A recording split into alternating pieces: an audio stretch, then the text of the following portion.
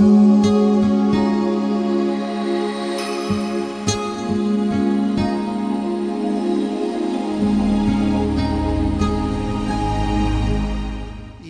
la prédica, y ahora sí me voy a poner esto porque si no, no les voy a decir nada, dice, ¿sabemos tratar lo santo? Y toda esta adoración, y realmente este último momento en el cual no eran emociones, eran lágrimas realmente de adoración y de temor a Él, porque Él es todo para nosotros. Y hace un tiempo, por un devocional que recibía de unos hermanos de Colombia y de Bolivia, y decían, aprendiendo a adorar lo santo, aprendiendo a tratar lo santo. Y todo estaba basado en un libro, que cuando veo el libro, yo ya lo tenía y yo ya lo había leído. Y es un libro de Tommy Tenney, dice que se llama En la búsqueda de Dios. Y ese libro realmente lo leí y me impactó mucho en su momento, y entonces lo retomé para leer por lo menos lo que decía ahí de este devocional. Y de ahí fui armando esto en lo que el Señor me iba mostrando, ¿cierto? Pero de alguna manera tuve una controversia, y porque digo, en la búsqueda de Dios. ¿Y quiénes son los que buscan a Dios? Realmente hay una definición que dice, uno que busca a Dios es aquel individuo cuyo anhelo por Dios nunca queda satisfecho. Pero ¿saben una cosa? Está mal usada la palabra buscar a Dios. Ustedes habrán escuchado muchas veces a lo mejor a su pastor, a un líder, decir que necesitamos buscar más de Dios, necesitamos buscar más a Dios. Es cierto, ¿no es así? Ahora, cuando decimos esto, no es que estamos buscando un Dios que está escondido, a ver dónde lo encontramos. Es querer estar en su presencia, en intimidad con Él. Esto que ocurrió hace unos instantes, de estar en esta adoración en su presencia. ¿Saben qué es lo más importante que podemos tener? La presencia de Dios. Entonces, pero pastor, ¿y entonces cómo es? ¿Lo buscamos o no lo buscamos? Sí, la búsqueda de Dios es estar más en intimidad con Él. Pero quiero que sepan que Él no es para buscarlo, Él nos busca. Él nos busca. Y si no, vayamos a la... Miren, hay una frase o un pensamiento de un teólogo muy conocido, que a lo mejor muchos lo conocen, el pastor seguro, que se llama John Stott. Y él dijo, el concepto de que Dios es lejano es falso. La Biblia dice que Dios tomó la iniciativa, se levantó de su trono, dejó su gloria, se rebajó y se humilló para buscar al hombre. Y eso lo encontramos en la palabra, en Filipenses 2, del 5 al 8, cuando a Jesús dice que no estimó el ser igual a Dios como cosa a que aferrarse, sino que se despojó de toda deidad y se humilló hasta la muerte y muerte de cruz. O sea, todo eso lo hizo para cumplir el plan de Dios de buscarnos a nosotros, de ser el puente para llegar a la misma presencia de Dios. ¡Qué tremendo! Entonces, Él es uno que busca, no es buscado. Nosotros lo único que buscamos es su presencia, abrirle nuestro corazón, estar en intimidad con Él. Eso es lo que necesitamos. Pero bueno, fíjense, 3 ejemplos solamente. En Génesis 18:1, Dios le salió al encuentro a Abraham. Dios le salió al encuentro. No es que Abraham andaba buscando a Dios, no, Él le salió al encuentro. También ahí en Éxodo 3:2 se le aparece a Moisés en la zarza. Dios lo busca, no Él. Y usted me dirá, bueno, pastor, está hablando del Antiguo Testamento, que eso sí, bueno, vamos al Nuevo. Y en Hechos 9:3, Jesús, que es Dios, le sale al encuentro a Saulo, quien después fue Pablo. Y todos saben lo que fue Pablo, el apóstol más significativo de todo el Nuevo Testamento. Las cartas de Pablo son tremendas. Bueno, lo que decía ahí en Filipenses está escrito por él. Entonces, él siempre buscó. Pero bueno, retomemos lo de la prédica de hoy, que es de tratar lo santo. ¿Qué es lo santo? Bueno, santo es todo lo relacionado con el que es santo, santo, santo. Él es Dios y todo lo que esté relacionado con Él es santo. Por ejemplo, Él es el creador de todo. Miren, estamos en un lugar, nosotros estamos vacacionando ahí, por gracia y misericordia de Dios tenemos una cabaña ahí en Ñorquinco. ¿Cuántos conocen Ñorquinco de acá? Todos, ¿no? Vieron lo que es, pero no hace falta, no solo Ñorquinco, vayan para el otro lado, Quillén, Ruca Choroy o cualquier lugar de la cordillera, es hermoso. Pero todo eso, si nosotros no vemos reflejado a Dios en esa creación, no estamos enfocados, porque Dios atraviesa todo en nuestra vida, todo. Y aunque somos nosotros, ¿qué son ustedes? Creación de Dios, creación de Dios. Entonces, esto nos habla de que, bueno, ahí quizás me estoy adelantando un poquito, pero no importa, porque las cosas cuando Dios las pone en su momento y por algo las pone. Pero si usted hoy tiene alguna enemistad, alguna diferencia con un hermano, y si no es hermano, no importa, si es un vecino o alguien que no conoce al Señor, con más razón, porque todos son creación de Dios. Y si queremos aprender a tratar lo santo, tenemos que tratar bien a nuestro prójimo, ¿no? Tenemos 2 mandamientos, los más importantes, pero según el Señor, uno tiene la misma importancia que el otro. Amarás al Señor tu Dios con todo tu corazón, con toda tu mente, con todas tus fuerzas. Y el segundo es tan importante como eso. Amarás a tu prójimo como a ti mismo. Entonces, ¿se entiende?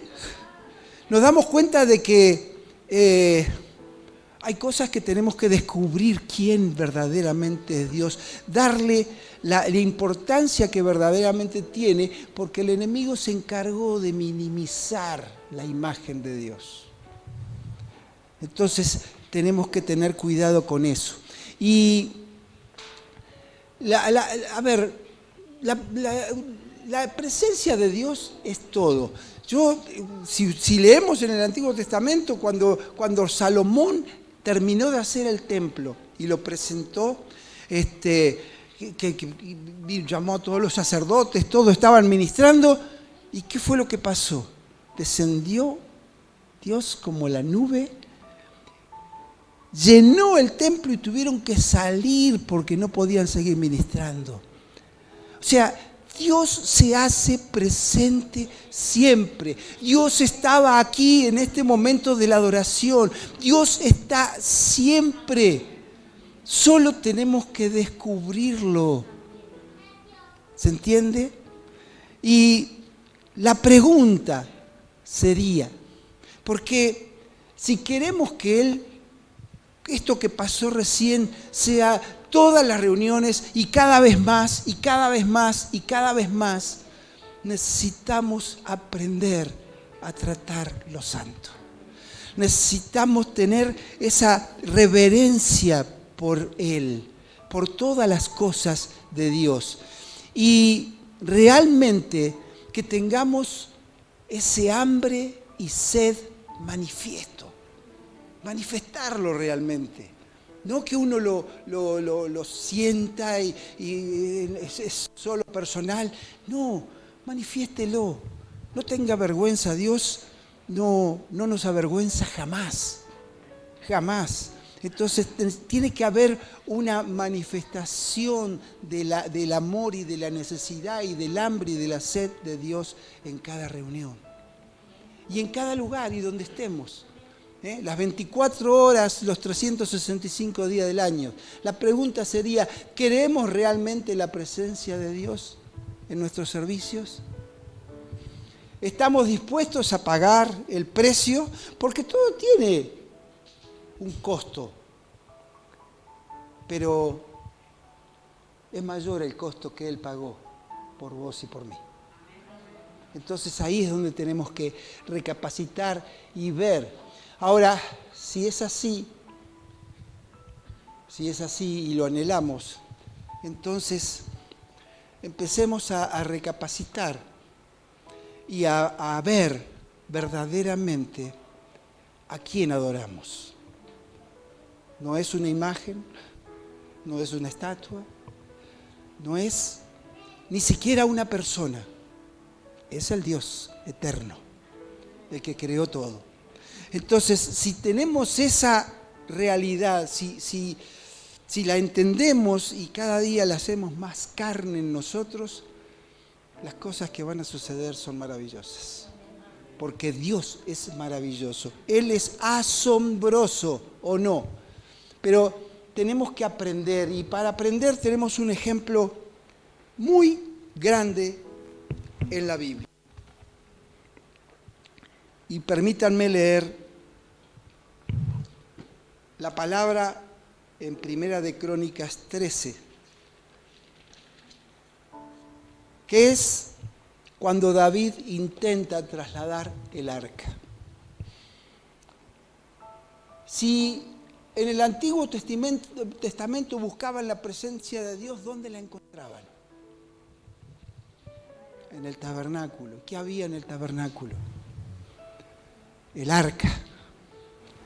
El arca que Dios le indicó a Moisés cómo lo tenía que hacer, con todos los detalles, hasta los centímetros de cada pieza, ¿cierto? Entonces, la presencia de Dios estaba en el arca.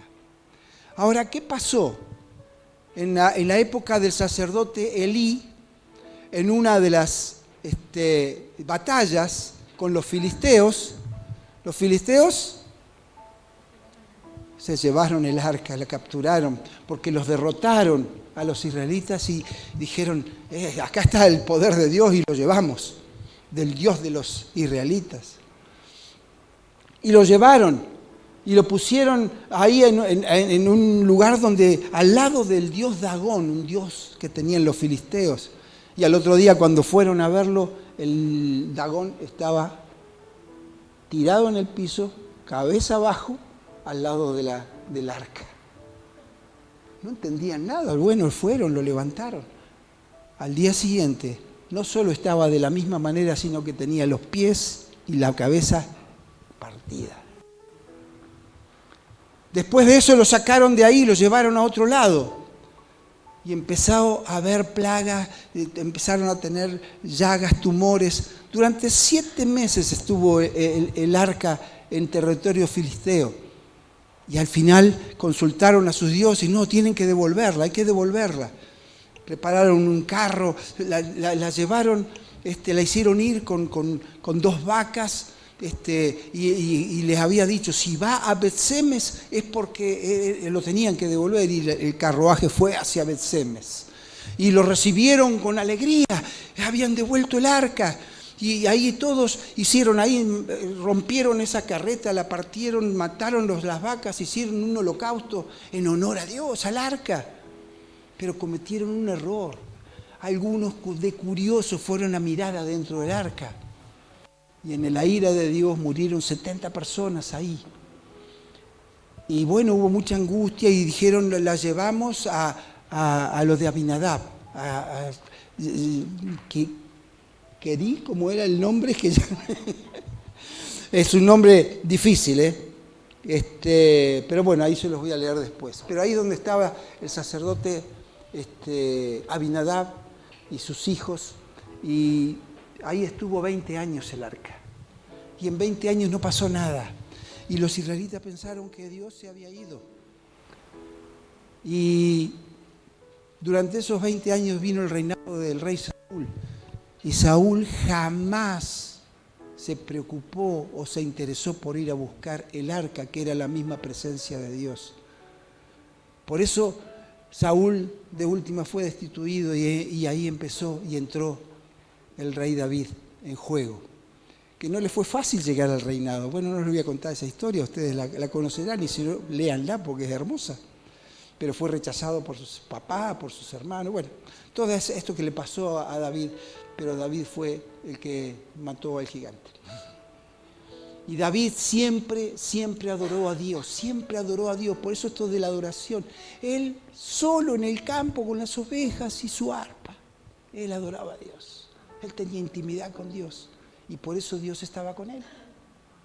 Y nunca dejó de estarlo. Ahora, ¿fue perfecto David? No, se equivocó muchas veces. Pero fue el único por el cual Dios dijo que tiene un corazón conforme a mi corazón. Tremendo, tremendo. Entonces, David, cuando empieza su reinado, lo primero que se preocupa es por la recuperación de la presencia de Dios. Él quería que la presencia de Dios esté en el lugar correcto, que era Jerusalén. Y por eso leemos aquí, dice en el capítulo 13, David consultó con todos sus oficiales, entre ellos los generales y capitanes de su ejército. Luego se dirigió a toda la asamblea de Israel con las siguientes palabras: si ustedes lo aprueban y si es la voluntad del Señor nuestro Dios, enviemos un mensaje a todos los israelitas sobre esta tierra, incluidos los sacerdotes y los levitas en sus ciudades y pastizales, a que se unan a nosotros. Es hora de traer de regreso el arca de nuestro Dios, porque la descuidamos durante el reinado de Saúl. Toda la asamblea estuvo de acuerdo porque el pueblo comprendía que esto era correcto. De manera que David convocó a todo Israel desde el arroyo de Sior en Egipto al sur hasta la ciudad de Lebo Hamat al norte, para que participaran en el traslado del arca de Dios de Kiriat Jearim. Ahí está el nombre. Luego David y todo Israel fueron a Baala de Judá, también llamada Kiriat Jearim, para traer de regreso el arca de Dios, que lleva el nombre del Señor, quien está entronizado entre los querubines. Pusieron el arca de Dios en una carreta nueva y la retiraron de la casa de Abinadab. Usa y Ahío, que eran los hijos de Abinadab, guiaban la carreta. David y todo Israel celebraban ante Dios con todas sus fuerzas, entonando canciones y tocando todo tipo de instrumentos musicales, liras, arpas, panderetas, címbalos, trompetas. Cuando llegaron al campo de trillar de Nacón, los bueyes tropezaron y Usa extendió su mano para sujetar el arca. Entonces se encendió el enojo del Señor contra Usa y lo hirió de muerte porque había puesto su mano sobre el arca. Así fue como Usa murió allí en la presencia de Dios. David se enojó porque la ira del Señor se había desatado contra Usa y llamó a ese lugar Fares Usa, que significa desatarse contra Usa. Nombre que conserva hasta el día de hoy. Ahora David tenía miedo de Dios y preguntó: ¿cómo podré regresar el arca de Dios para que esté bajo mi cuidado? Por lo tanto, David no trasladó el arca a la ciudad de David, sino que la llevó a la casa de Obed-Edom, de Gat. El arca de Dios permaneció en la casa de Obed-Edom por 3 meses, y el Señor bendijo a los de la casa de Obed-Edom y todo lo que poseía. Tremendo. Ahí realmente donde Obed-Edom la recibe y le da el trato que le tiene que dar al arca, es bendecida toda su casa, prosperado. Él, en 3 meses, David había dudado realmente de traerla. Él dijo: no, ¿Cómo con ese enojo, con esa ira? Pero claro, cuando se entera lo que está pasando con Obed-edom, él vuelve a la carga, y no voy a leer toda la historia, pero en el capítulo 15, en el versículo 3 dice: luego David convocó a todo Israel a Jerusalén para trasladar el arca del Señor al lugar que le había preparado. Y saltamos al versículo 11, dice: luego David mandó a llamar a los sacerdotes Sadoc y Abiatar y a los siguientes jefes levitas: Uriel, Asaías, Joel, Semaías, Eliel y Aminadab. Les dijo: ustedes son los jefes de las familias levitas. Deben purificarse ustedes mismos y a todos los demás levitas a fin de que puedan traer el arca del Señor, Dios de Israel, al lugar que le he preparado. Como no fueron ustedes los levitas los que llevaban el arca la primera vez, el enojo del Señor nuestro Dios se encendió contra nosotros. No habíamos consultado a Dios acerca de cómo trasladarla de la manera apropiada. Había tenido un error. No consultó a Dios. Pero después, cuando repasó la historia, cuando vio verdaderamente qué es lo que Dios había mandado, la orden de Dios era que solamente los levitas podían llevar el arca. Solamente. Porque era la misma presencia de Dios. Es tremendo esta palabra, porque fíjense que durante 20 años Saúl no se preocupó. Saúl estaba más preocupado en agradarle al pueblo que agradarle a Dios. Por eso tengamos cuidado, mis amados. Nadie se tiene que creer más de lo que verdaderamente Dios le ha dado.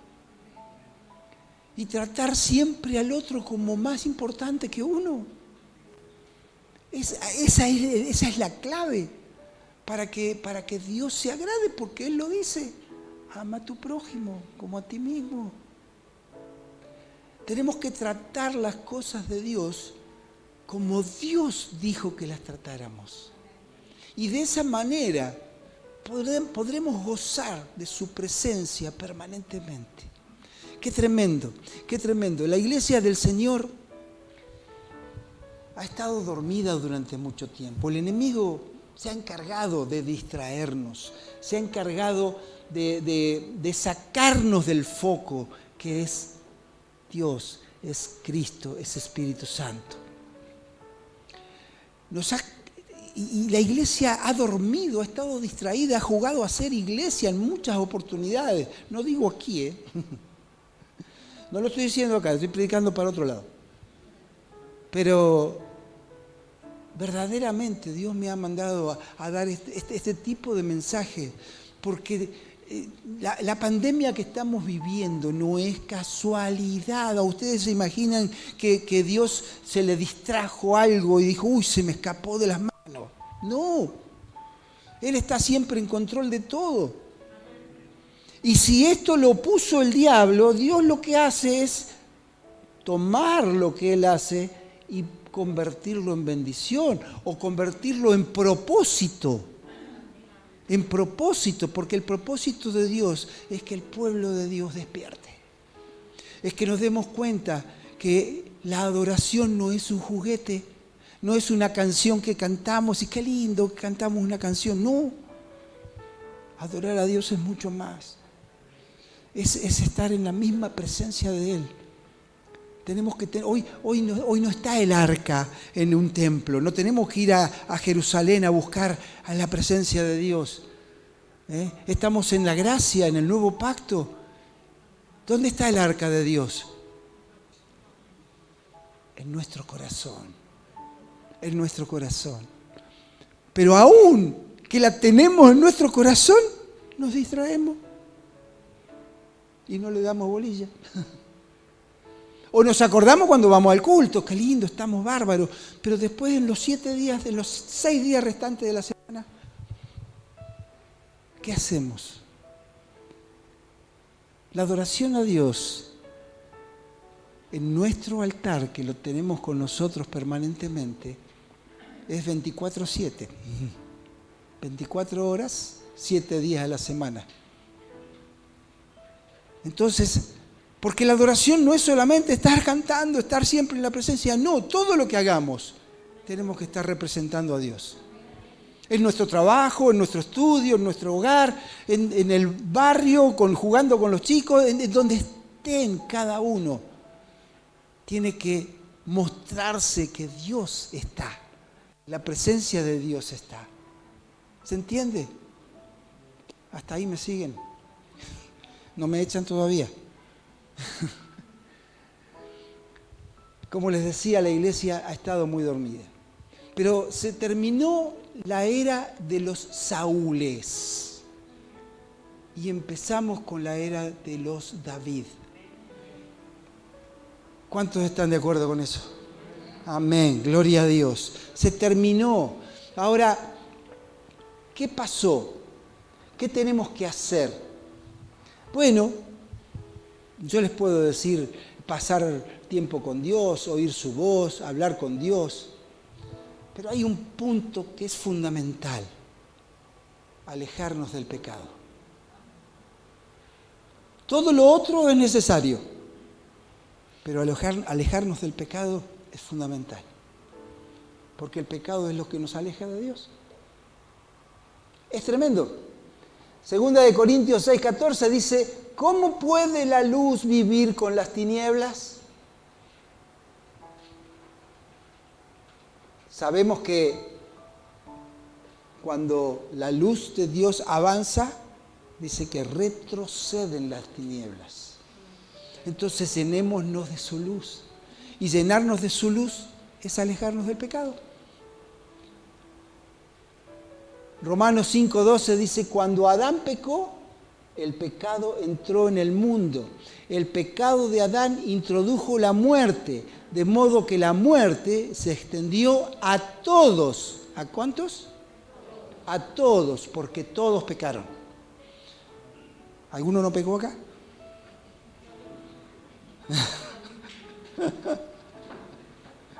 ¿Cuántos pecaron? Ah, ahora sí. O sea, la palabra es clarita. Si nosotros desmenuzamos la palabra, nos vamos a dar cuenta que tenemos todo, absolutamente todo. Pecado es todo lo que nos separa de Dios. Pecado, se dice que es errarle al blanco, ¿no? Es apuntar en la dirección equivocada. Pero el pecado, todos sabemos que hemos sido perdonados, ¿o no? Hemos sido perdonados. Pero el pecado siempre está. Nunca se va. Fíjense lo que dice Pablo en Romanos 7:20. Dice: ahora, si hago lo que no quiero hacer, realmente no soy yo el que hace lo que está mal, sino el pecado que vive en mí. Lo dice el apóstol Pablo. Ahora, hay algo importante. Bueno, esto no lo tenía preparado, pero permítanme 2 segunditos, porque quiero leer un solo versículo de Romanos 8, porque muchos leemos el 7 y decimos: pero Pablo pecaba porque no podía aguantarse, pero muchas veces no leemos el 8. Y el 8:3 dice: pues puedo dar fe de que dieron no solo lo que podían. No, perdón, estoy en Corintios, nada que ver, parecía que no podía hacer. Imposible. Bueno, esto no estaba preparado, está fuera del programa. Acá estamos, Romanos 8:3. Dice: la ley de Moisés no podía salvarnos, porque nuestra naturaleza pecaminosa es débil. Así que Dios, ¿quién? Hizo lo que la ley no podía hacer. Él envió a su propio Hijo en un cuerpo como el que nosotros los pecadores tenemos, Y en ese cuerpo, mediante la entrega de su Hijo como sacrificio por nuestros pecados, Dios, y escuche bien esto por favor, declaró el fin del dominio que el pecado tenía sobre todos nosotros. Yo le daría un aplauso al Señor porque realmente es maravilloso.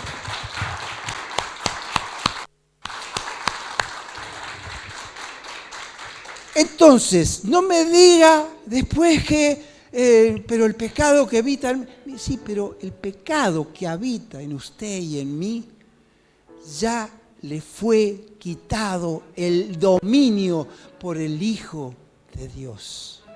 Amén. Es tremendo. Dice Gálatas 5:24 que debemos clavar nuestras pasiones y los deseos de la naturaleza pecaminosa en la cruz de Cristo. Toda nuestra carnalidad hay que llevarla a la cruz de Cristo. Él ya la absorbió en esa cruz antes de decir consumado es. Entonces, eso está todo hecho. Ahora, podemos ver que hay grandes personajes bíblicos y no bíblicos, grandes personajes y hombres de Dios, que realmente han terminado muy mal.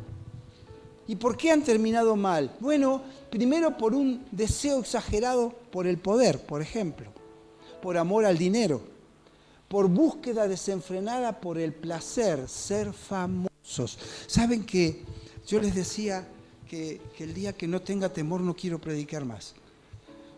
Pero muchos se pelean por esto. Se pelean por un micrófono, por un púlpito. Muchos. Entonces, tengamos cuidado. Si uno puede llegar acá, gloria a Dios. Ojalá lleguemos todos, pero lleguemos con el enfoque correcto. Porque la gloria es de Dios. No es por nosotros, es por Él. Siempre es por Él. Amén. Gloria a Dios. La mundanalidad también afecta mucho. Bueno, todo lo que el diablo hace, ¿no? No estar plantados en una iglesia. Esto es otra cosa tremenda. Porque muchas veces o andamos de lugar en lugar o a veces, como en esta pandemia sucedió, muchos se distrajeron. Como no podíamos ir al templo, nos quedábamos en casa y mirábamos por Zoom o por Facebook, y entonces nos quedaba mucho tiempo libre y nos distrajimos con muchas cosas. Y hay personas que se dedicaron a alguna otra actividad y hoy está costando mucho que vuelvan a las iglesias. Insisto, esto no es acá. Pero sí está ocurriendo en muchos lados, y no estoy hablando de las iglesias del Nazareno, estoy hablando de la iglesia en general, porque esto fue a nivel mundial. Porque el enemigo siempre va a tratar de distraernos y de sacarnos de foco. En una de las prédicas en la iglesia nuestra, en Vida Nueva, que una de las cosas que no dijo el pastor es que en esa iglesia empezó él. En esa iglesia que hoy por gracia y misericordia estamos pastoreando con mi esposa, ahí él fue parte del inicio de esa iglesia. Y después del descarrilamiento y después de y después de lo que hoy es. Amén. Porque el Señor es grande y porque el Señor lo buscó. No, Él no fue a buscar al Señor. Él es un ejemplo más. El Señor lo buscó, lo encontró, lo abrazó, lo restauró y acá lo tienen. Amén. Gloria a Dios. Entonces, un predicador, Darío, que era pastor de jóvenes en su momento, estaba predicando y él dijo, lo que pasa que hoy, con este tema de la pandemia, hay muchos sillones espirituales. Y la verdad que tiene razón, porque muchos sentaditos, acostados, porque también está lo otro, ¿no? O sea, con cámara apagada encima. No le estoy hablando a nadie acá, ¿eh? Con cámara apagada. Ahí también, a los que están del otro lado, cámara apagada, no. Tenemos que estar, somos el altar de Dios. Y tenemos que adorar, y los altares familiares son tan importantes como el altar que podemos llevar a cabo o traer cada uno a la congregación. Amén. Gloria a Dios. Gloria a Dios. Así que otra de las cosas es las relaciones equivocadas. Nos empezamos a relacionar con la gente que no tenemos que relacionarnos. Somos influidos mal. No, ¿cómo vas a ir a la iglesia? No, ya no se va a la iglesia. Saben, hermanos, que primero que la iglesia somos nosotros. La iglesia, esto es el templo. Esto no es el altar, esto es la parte delantera del templo. Pero fundamentalmente necesitamos juntos. Es el hecho de potenciarnos. En este momento, cuando viene la presencia de Dios y estamos todos juntos, es como que se siente más fuerte, ¿o no? Pero también lo tenemos que seguir haciendo individualmente en nuestras casas, con las cámaras prendidas. Perdón. No era ese el mensaje.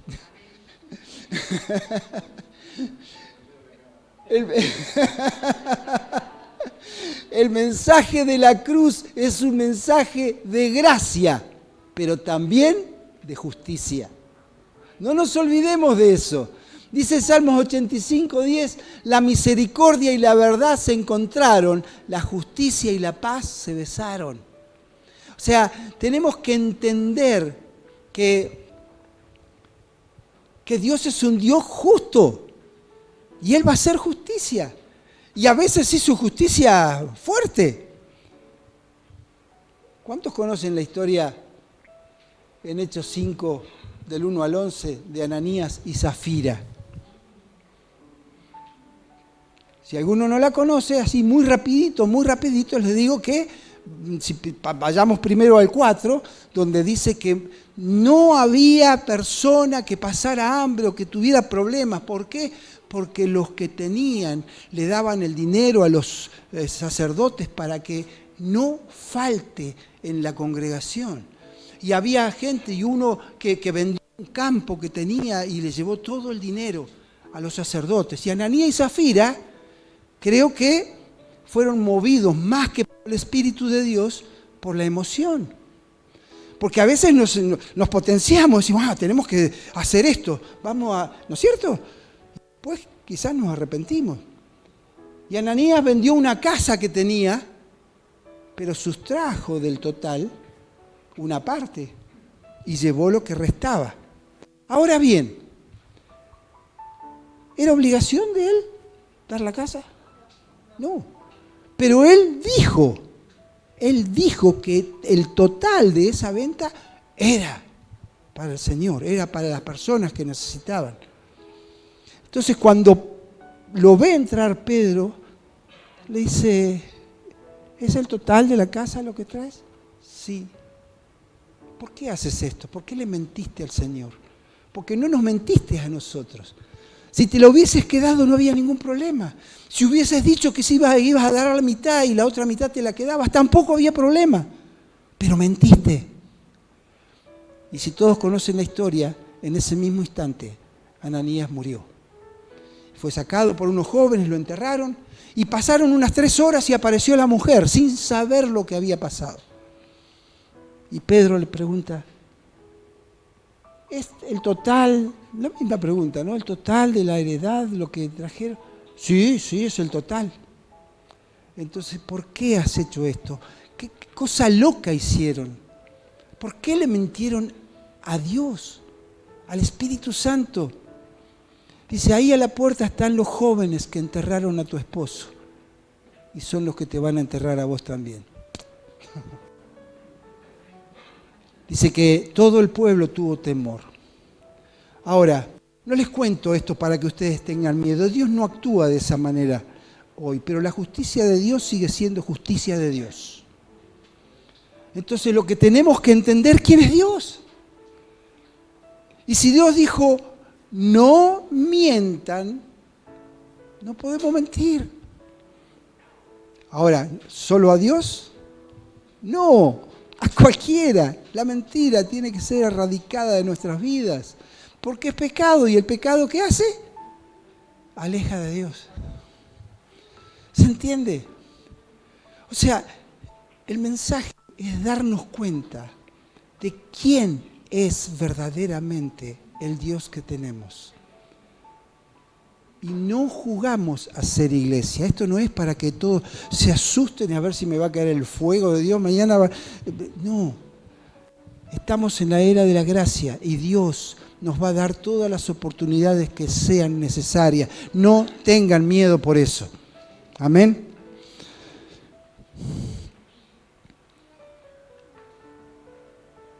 Segunda de Timoteo 3:16 dice, toda la escritura es inspirada por Dios y útil para enseñar, redarguir, para corregir e instruir en justicia. O sea, no nos alejemos de esto.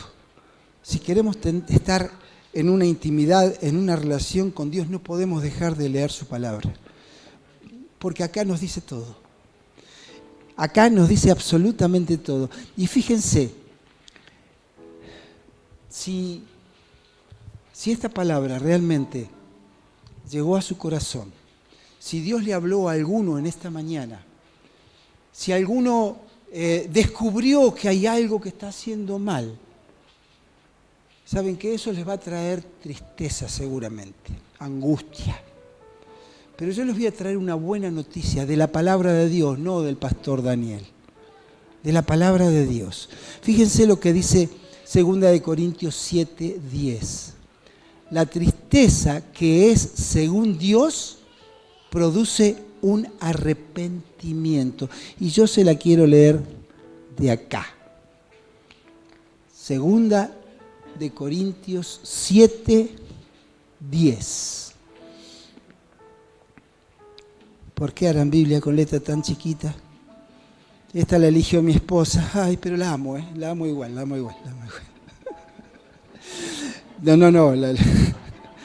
Amo a la esposa. Pero la Biblia la eligió ella. Y no sabes, después te la voy a prestar, va a ver la letrita que hoy le dije al pastor si no tenía una Biblia con letras más, pero justo no hay, entonces dije, bueno, vamos a sufrir con esta. Dice la palabra en 2 de Corintios 7:10.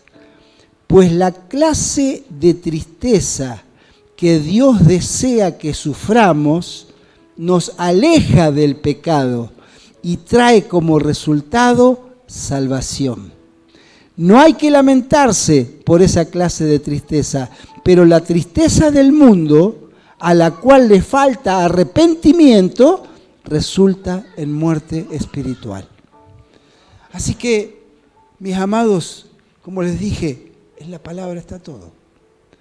Y si alguno en esta palabra realmente sintió que Dios le estaba hablando en algo, Dios le mostró algo que verdaderamente estamos flojitos de papel, le diría el gitano.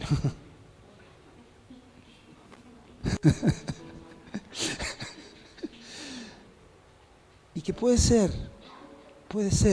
y no se lamente por eso. Vaya a esta palabra, 2 de Corintios 7:10, y va a encontrar que si se pone triste porque hay algo que está haciendo mal con Dios, Dios le está dando la solución en la misma palabra. Amén. Entonces, no tenemos de qué preocuparnos. Y si leemos del 5 al 16, no lo vamos a leer ahora, pero en esta versión dice otro título, pero hay, creo que es la Reina Valera, que dice: alegría de Pablo por el arrepentimiento de la iglesia. Y yo digo que si alguno de ustedes se arrepintió de algo hoy, es la alegría de Dios por el arrepentimiento de su iglesia. Amén. Póngase de pie. Hasta aquí va a ser el mensaje. Creo que que la palabra de Dios es clara. Dios no es para que lo busquemos, pero sí para que busquemos su presencia. Sí para que tengamos intimidad con Él. Sí para que respetemos y reverenciemos todas las cosas que Dios nos ha puesto a disposición de su creación. Y no solo los paisajes, no solo la belleza, todo, porque todo es de Él. Y nuestras vidas también son de Él. Así que, insisto, porque aquí hay algo que es muy importante. Si tiene una enemistad con alguien y no ha podido perdonar, ¿saben que la falta de perdón frena todo? La falta de perdón va a frenar el fluir del Espíritu Santo en ustedes. La falta de perdón va a hacer que día a día crezca más una raíz de amargura, bronca, ira, que lo único que hace es llevarnos cada día más a la muerte espiritual.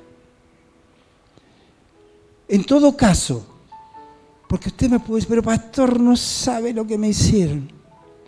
La verdad que no, pero sé lo que le hicieron a Cristo.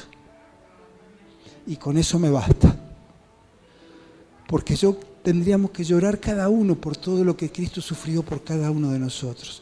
Entonces, si Él nos dice que tenemos que perdonar, miremos la cruz. Y la cruz nos va a ayudar a perdonar. Porque el perdonar es por nosotros y es por Él. No es por el otro. El otro tendrá su cuenta con Dios. Y si se arrepiente, también Dios lo perdona. Entonces, fíjese usted, ¿cuántos conocen las reglas del fútbol? La posición adelantada. Si nosotros no perdonamos a alguien que nos hizo mal y ese se arrepiente y Dios lo perdona, quedamos en posición adelantada. Hacemos a Dios mentiroso. ¿Se entiende? El ejemplo quizás es de algo muy chabacano, pero lo importante es que se entienda. Lo importante es que se entienda, que entiendan que el que está diciendo esto no es el pastor, es Dios, porque lo saco de su palabra, no de mi corazón.